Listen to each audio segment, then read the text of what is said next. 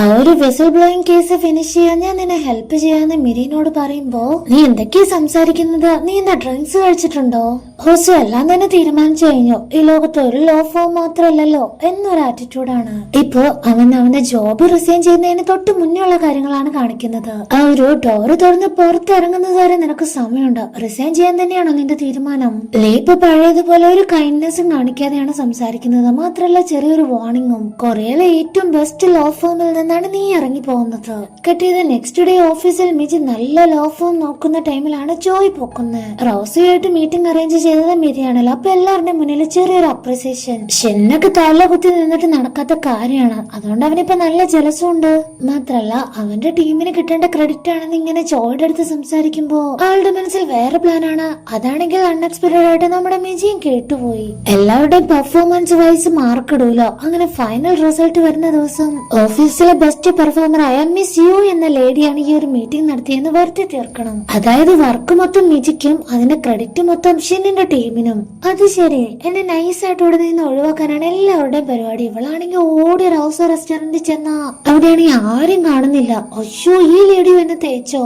പക്ഷെ അവരെവിടെയും പോയിട്ടില്ല, അവിടെ തന്നെ ഉണ്ടായിരുന്നു. പുതിയൊരു ഫ്രിഡ്ജ് വാങ്ങാൻ മാത്രമേ പുറത്തു പോകുന്നുള്ളൂ. റോസി ആണെങ്കിൽ ഇപ്പൊ ഹൊസൂനും മിരിക്കും രണ്ടുപേർക്കും ചേർന്നുള്ള ഫുഡ് എടുത്തു കൊടുക്കും. മിജി ആണെങ്കിൽ പൈസ എടുത്തു കൊടുക്കാനായിട്ട് തുടങ്ങുമ്പോ ഭയങ്കര ജാടയില്. ഇതിവിടുത്തെ ബാലൻസ് വന്ന ഫുഡ്, ഇതിന് നീ പൈസയൊന്നും തരണ്ട. ഹൊസൂൻ ഇപ്പൊ ജോബൊക്കെ പോയിരിക്കല്ലേ, അവനും കൊടുത്ത് ഷെയർ ആക്കിക്കോ. ഈ ലേഡിക്ക് എല്ലാവരോടും ഭയങ്കര സ്നേഹമാണ്. പക്ഷെ ആരും അത് മനസ്സിലാക്കരുത്. കിട്ടിയതൊരു ഫ്ലാഷ് ബാക്ക് സീൻ കാണിക്കുകയാണ്. മിജി 2 മാസമായിട്ട് സ്കൂളിൽ പോയിട്ടേ ഇല്ല. ഡോക്ടറുടെ സർട്ടിഫിക്കറ്റ് ഇല്ലാതെ ഇനി വരണ്ടെന്ന് മിരിയുടെ അടുത്താന്ന് പ്രിൻസിപ്പൽ പറഞ്ഞു വിട്ടതുമാണ്. ആക്ച്വലി മിജിക്ക് എന്താ സംഭവിച്ചെന്നറിയില്ല. ആരോടും മിണ്ടാറില്ല. എന്തിനാ ഡോറ് തുറന്ന് പുറത്തു പോലും ഇറങ്ങിയിട്ട് 2 മാസമായി. അവൾ ഇറങ്ങുന്ന ഒരു പ്രതീക്ഷയില്ല. അതുകൊണ്ട് മിരി എന്താ ചെയ്യാന്നറിയോ? ഒന്നും നോക്കിയില്ല. അവളുടെ ഹെയർ കട്ടാക്കി മിജിനെ പോലെ ആവും. നേരെ സ്കൂളിൽ പോയി അറ്റൻഡൻസ് എല്ലാം കംപ്ലീറ്റ് ചെയ്യും. പലരും പുറത്തേക്ക് ഒന്നും കാണാത്തോണ്ട് അന്വേഷിച്ചു പോലും വരാൻ തുടങ്ങി. റിലേറ്റീവ്സിന്റെ വീട്ടിൽ പോയെന്നൊക്കെ അമ്മ കള്ളം പറയുമ്പോ 2 വർഷമായിട്ട് റിലേറ്റീവ്സിന്റെ വീട്ടിലോന്നാണ് എല്ലാവരും ചിന്തിക്കുക. ഫാമിലി യൂസ് ചെയ്യുന്ന ചെയർ വാങ്ങാൻ വേണ്ടി വന്നിരിക്കുകയാണ് സീജിൻ. മിജിയുടെ കാര്യത്തിൽ ഇവനെന്താ ഇത്രയ്ക്ക് ശ്രദ്ധ എന്നൊക്കെ പറഞ്ഞ് ഫ്രണ്ട്സും അവനെ കളിയാക്കുന്നുണ്ട്. അതുകൊണ്ട് അവന് ഇച്ചിരി ദേഷ്യം വരും. അവൾക്കും അത് ഇഷ്ടമായി. കാരണം സ്ട്രോബെറീസ് എല്ലാം പറിക്കുമ്പോ ഭയങ്കര യൂസ്ഫുൾ ആണ്. സീജിനാണെങ്കിൽ അടുത്ത് വന്നിരുന്ന് ചോദിക്കുന്നത് എന്താ, നമ്മുടെ ട്വിൻ സിസ്റ്റർ ഉണ്ടല്ലോ, ആളുടെ കാര്യവും. അവള് വക്കീലാണല്ലേ? എവിടെയാണ് സിയോളിൽ വർക്ക് ചെയ്യുന്നത്? നിനക്കൊരു കാര്യം അറിയോ? സിയോളിലെ കോളേജിലായിരുന്നു ഞാനും ചേർന്നത്. എനിക്ക് അവിടെയൊക്കെ അറിയാം. അങ്ങനെ അവന് ഒരുപാട് ക്വസ്റ്റ്യൻസ് ഇങ്ങനെ ചോദിച്ചുകൊണ്ടിരിക്കുമ്പോ മേരി പയ്യെ എഴുന്നേറ്റ്, നിങ്ങൾ ഈ ലൈൻ ക്ലിയർ ആക്കിക്കോ, ഞാൻ അടുത്ത ലൈൻ ക്ലിയർ ആക്കാന്ന് പറഞ്ഞ അപ്പൊ തന്നെ സ്കിപ്പ് അടിക്കും. ഈ ടൈം മിജി ആണെങ്കിൽ ഹൊസുവിന്റെ ഫ്ലാറ്റിൽ എത്തിച്ചേർന്നു. അവന് ഫുഡ് സെർവ് ചെയ്യാൻ നേരം അൺഎക്സ്പെക്ടഡ് ആയിട്ട് ഒരു പ്ലേറ്റും താഴെ വീണ് പൊട്ടി. ഹൊസുവിന്റെ കൈയാണെങ്കിൽ ലൈറ്റ് ആയിട്ട് മുറിഞ്ഞു. അവനാണെങ്കിൽ ഇപ്പൊ ഒന്നിലും ഭയങ്കര ശ്രദ്ധയൊന്നുമില്ല. ഞാൻ പുതിയ ജോബ് അപ്ലൈ ചെയ്ത എല്ലായിടത്തും എന്നെ റിജക്ട് ചെയ്തു. നിനക്ക് ഈ ഫ്ലാറ്റിൽ ഇങ്ങനെ ഒറ്റയ്ക്ക് ഇരിക്കുമ്പോ ഒട്ടും ബോറടിക്കില്ലേ? ഹോബി എന്താണെന്ന് ചോദിച്ചാലുണ്ടല്ലോ, TV പോലും ചെക്കൻ കാണാറില്ല. അപ്പൊ ഫ്രീ ടൈമിലാണെങ്കിൽ ഓരോന്നൊക്കെ ഇങ്ങനെ ആലോചിച്ചോണ്ടിരിക്കും. അല്ലെങ്കിൽ കിടന്നുറങ്ങും. അവന് ഓവർ തിങ്കിങ് അല്ലെങ്കിൽ ഡിപ്രഷൻ വരാതിരിക്കാൻ മിജിയാണ് ഹെൽപ്പ് ചെയ്യുക. എന്താന്ന് വെച്ചാ അവൾ ഈ സിറ്റുവേഷനിൽ കൂടി ഓൾറെഡി കടന്നു പോയതാണ്. ആ ഒരു അവസ്ഥ അവൾക്ക് പെട്ടെന്ന് തന്നെ മനസ്സിലാവും. ക്രോഷേ, അതായത് നൂല് സൂചി യൂസ് ചെയ്ത ഒരു ആക്ടിവിറ്റി അവന് പഠിപ്പിച്ചു കൊടുക്കുവാണ്. നീ ഇത് ട്രൈ ചെയ്യണം. മൈൻഡ് റിലാക്സ് ആവും. മാത്രമല്ല ബ്രെയിൻ വേവ്സ് ഈ നൂലിഴകളെ പോലെയാണ് സഞ്ചരിക്കുക. അതിന്റെ കൺട്രോൾ എപ്പോഴും നമ്മുടെ കയ്യിലായിരിക്കണം. ഇതിന്റെ പിന്നിലെ ഒരു പ്രിൻസിപ്പിൾ ഇതാണ്. അപ്പോ ഹൊസുവിനൊരു ഡൗട്ട്, മിരി ഇതുവരെ ഇങ്ങനത്തെ സിറ്റുവേഷനിൽ കൂടെ കടന്നു പോയിട്ടില്ലല്ലോ. അവൾ എപ്പോഴും ബിസി ആയിരുന്നു. പക്ഷെ എന്നാലും അവള് കൂടെ ഉള്ളപ്പോ ഒരു സ്പെഷ്യൽ ഫീൽ ആണ് ഇവന് വരിക. നെക്സ്റ്റ് ഡേ ഹൊസുവിന്റെ കോവർക്കർ ഉണ്ടല്ലോ, അവന് കാണാനായിട്ട് വരുമ്പോ അവൻ നെയ്തുണ്ടാക്കിയ കുറെ സ്ക്രബ്ബേഴ്സ് കൊടുക്കും. ഇതൊക്കെ നീ ചെയ്തതാണോ? ആരാ നിന്നെ പഠിപ്പിച്ചത്? ഗേൾ ഫ്രണ്ടാ? നീ കാണിച്ചത് ശരിക്കും ഒരു മണ്ടത്തരായി പോയി. ജോബ് വേറെ കിട്ടിയിട്ട് വേണ്ട റിസൈൻ ചെയ്യാൻ. ഇനി പുതിയത് കിട്ടാൻ ഭയങ്കര കഷ്ടപ്പാടായിരിക്കും. കാര്യങ്ങളെല്ലാം പറഞ്ഞ് മനസ്സിലാക്കി കുറെ മോട്ടിവേറ്റ് ചെയ്തിട്ടാണ് അവള് പോവുക. അപ്പോഴേക്കും മെരിയുടെ ഒരു മെസ്സേജ് ടൗണിലോട്ട് വരാൻ. ഇവന് വേറെ പണിയൊന്നുമില്ലല്ലോ. നേരത്തെ ചെന്ന് അവിടെ പോസ്റ്റ് അടിച്ചിരിക്കുമ്പോഴാണ് ദേ റോസ ലേഡി വരുന്നത്.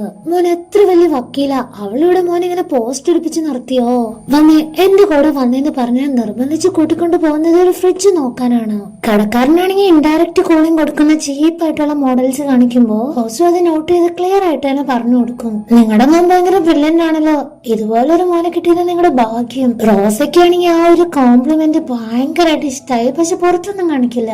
ഈ ടൈമിലാണ് അമ്മയുടെ കോൾ വരുന്നത്. അവന്റെ വായിൽ നിന്ന് ഒരു ഐ ലവ് യു കേൾക്കാൻ എന്തൊക്കെ പറയുന്നുണ്ട്. നീ എന്റെ പൊന്നു മോനല്ലേ എന്നൊക്കെ. പക്ഷെ ആ ഒരു സ്നേഹം കാണുമ്പോ അവന് കള്ളം പറയാൻ തോന്നില്ല. ജോബ് പോയ കാര്യം ഡയറക്റ്റ് ആയിട്ട് പറഞ്ഞുകൊണ്ട് ആൾക്ക് അതൊരു വലിയ ഷോക്കായി പോയി. ഞെട്ടിപ്പോയി പാവം. അമ്മേനോട് ക്ലയന്റ് ഉണ്ടെന്ന് പറഞ്ഞാണ് ഫോൺ കിട്ടിയത്. അപ്പൊ റോസ ലേഡിയും, നീ എന്തിനാ കള്ളം പറയുന്നേ? ഞാൻ വേണമെങ്കിൽ നിന്റെ ക്ലയന്റ് ആവാം. ഇനി തൊട്ട് ഹോസുവാണ് റോസ ലേഡിയുടെ ഒഫീഷ്യൽ ആയിട്ടുള്ള ലോയർ. അവരതങ്ങ് ഉറപ്പിച്ചു. മിജിയുടെ അടുത്ത് ഈ കാര്യം പറയുമ്പോ അവള് ഞെട്ടും. ഇത്ര പെട്ടെന്നോ? ഞാൻ അറിഞ്ഞില്ലല്ലോ. ലീഗൽ അഡ്വൈസർ ആയതുകൊണ്ട് തന്നെ മീറ്റിംഗിന് മുന്നേ കമ്പനിയുടെ സൈഡിൽ നിന്ന് വേണ്ട ഡോക്യുമെന്റ്സിന്റെ ലിസ്റ്റ് എടുത്തു കൊടുത്ത്, മണ്ടേക്ക് മുന്നിലെ ഡോക്യുമെന്റ്സ് എല്ലാം എനിക്ക് വേണം. ഞാൻ നിന്റെ ഫ്രണ്ട് അല്ലേ, നമുക്കിടയിൽ ഇതൊക്കെ വേണോ? ഫ്രണ്ടൊക്കെ തന്നെ, പക്ഷെ വർക്കിൽ അതില്ല. റോസയ്ക്കാണെങ്കിൽ ഹോസ് കൊടുത്ത ആ ഒരു ഗിഫ്റ്റ് ഉണ്ടല്ലോ, വളരെയധികം ഇഷ്ടമായി. ഇവര് രണ്ടുപേരോട് സംസാരിച്ച് തിരികെ വരുന്ന സമയത്താണ് ജൂണ ഹൗസിനെ കോൾ ചെയ്ത് റീയൂണിയൻ പാർട്ടിയെ കുറിച്ച് സംസാരിക്കുന്നത്. കൂടെ മിജി ഉണ്ടല്ലോ, ഇവൾക്കാണെങ്കിൽ ഒളിഞ്ഞു കേൾക്കാത്തോണ്ട് ഒരു സമാധാനം ഇല്ല. അപ്പൊ ഇവനും ക്യാഷ്വലായിട്ട്, നീ മിരീനെ വിളിച്ചായിരുന്നോ? ഇല്ല, അവളെ ഞാൻ വിളിക്കുന്നില്ല. അവളങ്ങനെ ആരോടും മിണ്ടാറൊന്നുമില്ലല്ലോ, ചിലപ്പോ ബിസി ആയിരിക്കും. മിജി ആണെങ്കിൽ അപ്പൊ തന്നെ അവന്റെ അടുത്ത് നിന്ന് ഫോൺ തട്ടിപ്പറിച്ച്, ഞാനും ഹൗസും ഒരുമിച്ചാണ് പാർട്ടി അറ്റൻഡ് ചെയ്യുന്നത്, നീ കണ്ടോ?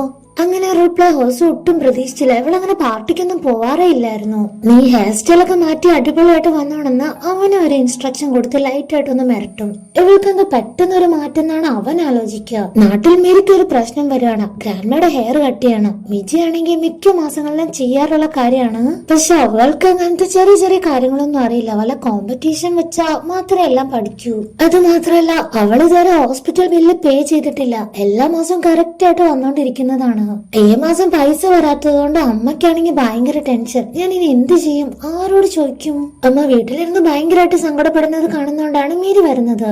അവള് ഹോസ്പിറ്റൽ ബില്ലിന്റെ കാര്യമെല്ലാം ഓൺ ടൈമിൽ കൊടുക്കുന്നതാ. ഈ മന്ത് എന്ത് പറ്റുമാവോ? അമ്മ, എനിക്ക് ഫാമിലിയിൽ നിന്ന് കുറച്ച് പൈസ കിട്ടിയിരിക്കുന്നുണ്ട്. ഈ മന്ത് വേണമെങ്കിൽ അത് വെച്ച് ഓടിക്കാം. എന്നാ അവൾ എത്ര പറഞ്ഞാലും അമ്മ സമ്മതിക്കില്ല. നിന്റെ പൈസ നീ സേഫ് ആക്കി വെച്ചോ. ദേഷ്യപ്പെട്ടാണ് സംസാരിക്കുന്നത്. നീയും അവള് ഒരുപോലെയാണെന്നാണോ നിന്റെ വിചാരം?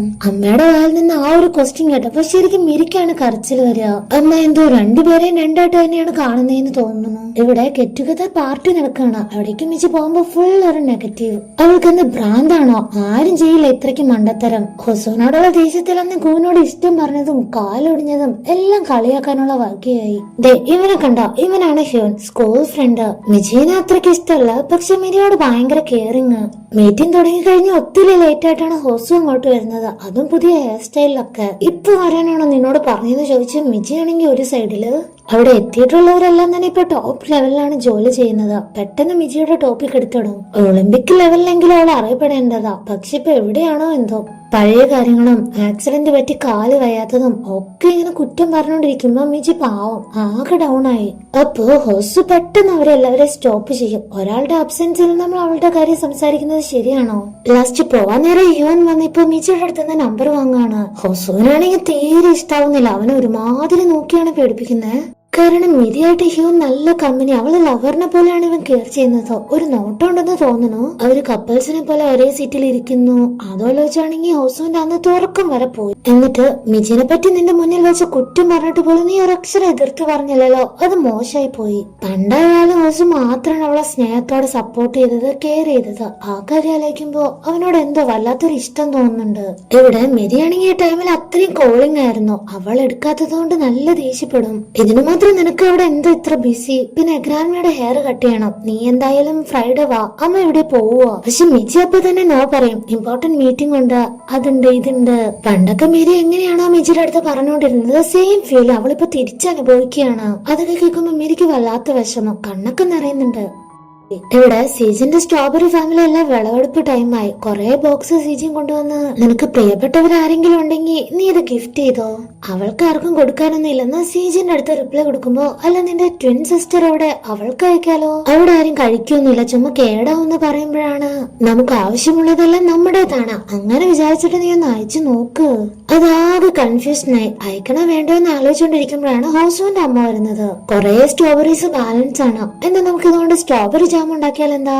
ഇവിടെ റോസ ലേഡി ആണെങ്കിൽ മീറ്റിംഗിന് പോകാനുള്ള തയ്യാറെടുപ്പിലാണ്. നല്ലൊരു ഹാൻഡ് ബാഗ് തപ്പി അത് എടുക്കാൻ നോക്കി ലാസ്റ്റ് കാല് തെറ്റി തറയിലേക്ക് ഒരൊറ്റ അടിച്ചു വീഴ്ചയായിരുന്നു. ഒന്ന് എഴുന്നേൽക്കാൻ പോലും വയ്യ. ഇതറിയാതെ മിജി കോൾ ആക്കുന്നുണ്ട്, പക്ഷെ ആൻസർ ഒന്നും ഇല്ല. ഈ ടൈമിൽ തന്നെ ഹോസും കോൾ ചെയ്യും. അപ്പോ എന്നോട് മീറ്റിംഗിന് വരുമ്പോ കാണാന്നാ പറഞ്ഞ, പിന്നെ ഞാൻ വിളിച്ചിട്ടേ ഇല്ല. സമയം ആവാറായില്ലോ, എന്തെങ്കിലും പ്രശ്നമുണ്ടെന്ന് എങ്ങനെ അറിയാ? അപ്പോഴാണ് ദേ ഈ ചെക്കൻ ഒട്ടും പ്രതീക്ഷിക്കാതെ ഒരു ഹെൽപ്പായിട്ട് വരുന്നേ. നീ പോയി അന്വേഷിക്കുക, ഇവിടുത്തെ കാര്യങ്ങളൊക്കെ ഞാൻ നോക്കാം. അവള് കോള് കെട്ടാക്കി ഓടിപ്പോയി നോക്കിയ ഡോറൊന്നും ലോക്കല്ല. അകത്താണെങ്കിൽ റോസയ്ക്ക് പരിക്ക് പറ്റി ആകെ അവസ്ഥയായിട്ട് കിടക്കുകയാണ്. ഇപ്പൊ മിജയുടെ മനസ്സിൽ പണ്ട് കിട്ടിയൊരു ട്രോമ വരികയാണ്. അന്ന് ഗ്രാൻഡ്മ വീണ് പരിക്ക് പറ്റിയപ്പോ ഉണ്ടായ ഒരു ഇൻസിഡന്റ് മനസ്സിൽ വന്ന ശരിക്കും ഒരു ബ്രീത്ത് എടുക്കാൻ പോലും അവളെ കൊണ്ട് പറ്റുന്നില്ല. ഭയങ്കര ടെൻഷൻ, വല്ലാതെ വിയർക്കുന്നതും ശ്വാസം എടുക്കാൻ ബുദ്ധിമുട്ടുന്നതും എല്ലാം തന്നെ റോസ ലേഡി കണ്ട് ആളും പേടിച്ചു പോയി. കറക്റ്റ് ടൈമിൽ ഹോസ്റ്റോടെ വന്നതുകൊണ്ട് രണ്ടുപേരെ സേഫ് ആക്കാൻ പറ്റി. റോസയ്ക്കാണെങ്കിൽ ആ വീണത് കൊണ്ടുള്ള ചെറിയ ചെറിയ പരിക്കുകൾ മാത്രമേ ഉള്ളൂ. മിജി ആണെങ്കിൽ റൂമിന്റെ ഡോർ ഒരിക്കലും ലോക്ക് ചെയ്യാറില്ല. അതിനെന്താ കാരണം എന്നറിയോ? പണ്ട് അവൾക്ക് റൂമൊന്നും തുറക്കുന്നതേ ഇഷ്ടമല്ലായിരുന്നു. എപ്പോഴും ഇരുട്ട് പിടിച്ച ഒരു റൂമില്, അടഞ്ഞ റൂമില് ഒരുപാട് വർഷം കഴിഞ്ഞതാണ്. ഇത് ആദ്യമൊക്കെ അമ്മ കണ്ടപ്പോ നല്ല അടി കൊടുത്തിട്ടുണ്ട്. നീ എന്താ നിന്റെ പാസ്റ്റിൽ ഇങ്ങനെ സ്റ്റക്ക് ആയിട്ടിരിക്കുന്ന, പുറത്തേക്ക് വരാനൊക്കെ പറയും. അതിന് നിങ്ങൾ എന്നെ എന്നാ ശ്രദ്ധിച്ചു തുടങ്ങിയേ? എനിക്ക് എന്ത് സംഭവിച്ചാലും നിങ്ങൾക്ക് ഒരു പ്രശ്നമില്ലല്ലോ. മിരിയുടെ കാര്യം മാത്രമല്ലേ നിങ്ങൾക്ക് നോക്കാനുള്ളൂ, ശ്രദ്ധിക്കാനുള്ളൂ എന്നൊക്കെ പറയുമ്പോ അമ്മയ്ക്കും ഭയങ്കര വിഷമായി. അവൾക്ക് കുറെ തല്ലു കൊടുക്കുമ്പോ ഗ്രാൻഡ്മ വന്ന് ഈ പ്രശ്നത്തിൽ ഇടപെടും. നീ മിജിനെ ഇങ്ങനെ തല്ലാതെ അവൾക്ക് കുറച്ചും കൂടെ നീ സമയം കൊടുക്കണം. ഇനി ഒന്നും ചെയ്യാനില്ല, പറ്റില്ല എന്ന തോന്നലിൽ നിന്നും ഇമോഷണലി അവളുടെ മനസ്സ് ചത്തായിരുന്നു. പ്രതീക്ഷകളില്ലാതെ ജീവിക്കുന്ന ജീവിതമാണ് ശരിക്കുള്ള മരണം. അവൾ ഒരുവിധം പറഞ്ഞ് മനസ്സിലാക്കി. ഗ്രാൻഡ്മയാണെങ്കിൽ ഗ്രാൻഡ്മയുടെ വീട്ടിലേക്ക് കൂട്ടിക്കൊണ്ടു വന്നു. ആ ഒരു ടൈമിലാണ് ഗ്രാൻഡ്മ വീണ് ഗ്രാൻഡ്മയ്ക്കും പരിക്ക് പറ്റുന്നത്. ആ ഒരു വീട്ടിലാണെങ്കിൽ ഹെൽപ്പിന് വേറെ ആരുമില്ല. പുറത്തിറങ്ങി പുറം ലോകത്തെ ഫേസ് ചെയ്യാനുള്ള പേടിയാണ് നമ്മൾ ആദ്യമായിട്ട് അതിജീവിക്കുന്നത്. 3 വർഷത്തിന് ശേഷം പുറം ലോകത്ത് ഇറങ്ങി ആരെങ്കിലും കണ്ടെന്ന് ഹെൽപ്പ് ചോദിക്കുമ്പോ അവളുടെ മനസ്സിൽ എത്രത്തോളം പേടിയുണ്ടായിരുന്നു എന്നറിയോ? ആ ഒരു സിറ്റുവേഷനിൽ കൂടെ അവൾ ഇന്നും കടന്നുപോയി. ആ ഓർമ്മകളെല്ലാം ആലോചിച്ച് നിൽക്കുമ്പോ ഹോസു അങ്ങോട്ട് വരും. താങ്ക്സ്, ഈ ഒരു മീറ്റിങ്ങിന് റോസ. എല്ലാം നീയുള്ളതുകൊണ്ട് മാത്രം പോസിബിൾ ആയിട്ടുള്ള കാര്യങ്ങളാണ്, അല്ലാതെ എന്നെ കൊണ്ട് ഒറ്റയ്ക്ക് ഇതൊന്നും സാധിക്കില്ലായിരുന്നു. അവൾ ഇപ്പോഴും പറയുന്നതെല്ലാം മിജിയുടെ തെറ്റാ. അവള് വന്നോണ്ട് ഗ്രാൻഡ്മയ്ക്ക് ആക്സിഡന്റ് ആയ ഇപ്പൊ റോസ ലേഡിയും ശാപം പിടിച്ച ഒരു ജീവിതമാണ്. അങ്ങനെയാണെങ്കിൽ എന്റെ അച്ഛനെ ഞാൻ തന്നെ കൊന്നതാണെന്ന് പറയേണ്ടി വരുമല്ലോ. ഞാനാണെന്ന് അച്ഛന്റെ കൂടെ പുറത്തു പോണെന്ന് പറഞ്ഞ് ഏറ്റവും കൂടുതൽ വാശി പിടിച്ചേ. എന്നിട്ട് എന്തായി? വെള്ളമടിച്ച് ലക്കില്ലാതെ ഒരു കാറ് വന്ന് ഞങ്ങളുടെ കാറിലടിച്ചു. എന്റെ അച്ഛൻ മരിച്ചു, ഞാൻ രക്ഷപ്പെട്ടു. അതെങ്ങനെ നിന്റെ മിസ്റ്റേക്ക് ആവുന്ന അവള് ചോദിച്ചതേ ഉള്ളൂ. അപ്പൊ പിന്നെ നീ എന്തിനാ സ്വയം ഇങ്ങനെ ബ്ലെയിം ചെയ്യുന്നേ? മിജിനെ നീ ആദ്യം കുറ്റം പറയുന്നത് നിർത്തിക്കോണം. അവളുടെ തെറ്റുകൊണ്ടൊന്നുമല്ല ഈ ഒരു കാര്യങ്ങളെല്ലാം സംഭവിച്ചത്. ഇവിടെ സ്ട്രോബെറി ജാം എല്ലാം റെഡി ആയി കഴിഞ്ഞു. ഇതുപോലെയാണ് ലൈഫ്. ആദ്യം പുളിയായിരിക്കും, നമ്മളാണ് അതിനെ സ്വീറ്റ് ആക്കേണ്ടത്. അവിടെ ഹൊസുവിന്റെ ഫോട്ടോയിൽ കൂടെ നിൽക്കുന്നത് മിജിയുടെ രൂപത്തിൽ മിരിയാണ്. പക്ഷെ അവന്റെ അമ്മ കണ്ടുപിടിക്കും. എനിക്കറിയാം മിരിനെ. എപ്പോഴും അവൾ അവളുടെ സോഫ്റ്റ് സൈഡ് ഹൈഡാക്കാൻ വേണ്ടി നോക്കും. ബോൾഡ് ആയിട്ട് നിൽക്കുന്നതാണ് അവൾക്ക് ഇഷ്ടം. അങ്ങനെ ലോകം അവളെ കാണാവൂ. ഓ പിന്നെ മിരി അത്ര പാവൊന്നും അല്ലെന്ന് ഇവളിങ്ങനെ പറയുമ്പോ കോളേജിൽ അറ്റൻഡൻസ് കുറയാതിരിക്കാൻ അവള് ചെയ്ത ത്യാഗം വേറെ ആരെങ്കിലും ചെയ്യോ? ഹെയർ കട്ടാക്കി മിജിനെ പോലെയായി, സ്കൂളിൽ പോയി എക്സാം എഴുതി. അവളുടെ കുടുംബത്തെ അവൾ എത്രമാത്രം സ്നേഹിക്കുന്നുണ്ടെന്ന് ഇതിൽ നിന്ന് ക്ലിയർ അല്ലേ? നീ എന്നാ മിജിനെ ഇത്രയ്ക്ക് സപ്പോർട്ട് ചെയ്ത് സംസാരിക്കുന്നേ? അത് നിനക്കറിയില്ലേ? ഞാൻ നിന്നോട് പറഞ്ഞിട്ടുണ്ട്. അവളെ എന്റെ ഫസ്റ്റ് ലോ. അവളെ എനിക്ക് ഇഷ്ടമാണ്, ഒത്തിരി ഇഷ്ടമാണ്. ഈ ഒരു കാര്യം കേട്ട് മിജി ആണെങ്കിൽ ഷോക്കായിട്ട് നിൽക്കുന്നത് കാണിച്ചാണ് ഈ ഒരു എപ്പിസോഡ് ഉണ്ടാവുന്നത്.